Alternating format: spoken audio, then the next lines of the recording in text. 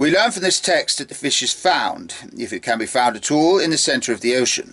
But the ocean is the spirit of the world. Our text, as the above sample shows, derives from a time when alchemy had almost given up its laboratory work and was becoming more and more of a philosophy.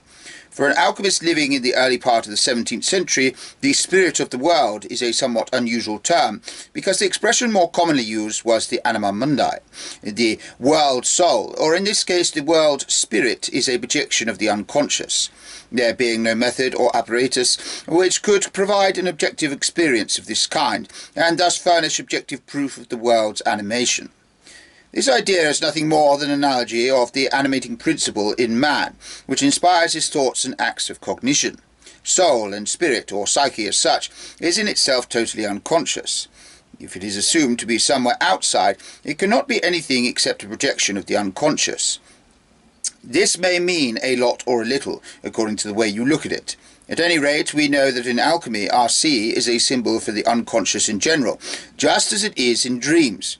The extremely small fish that dwells in the centre of the universal sea nevertheless has the power to stop the largest ships.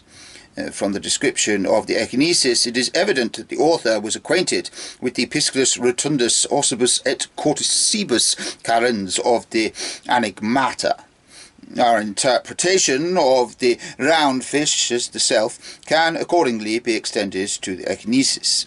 The symbol of the self appears here as an extremely small fish in the vast ocean of the unconscious, like a man alone on the sea of the world.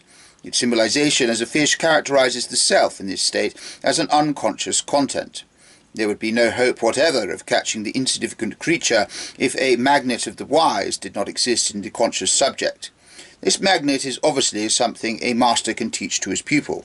It is the theora, the one solid possession from which the adept can proceed. For the prima materia always remains to be found, and the only thing that helps him is the cunning secret of the wise, a theory that can be communicated.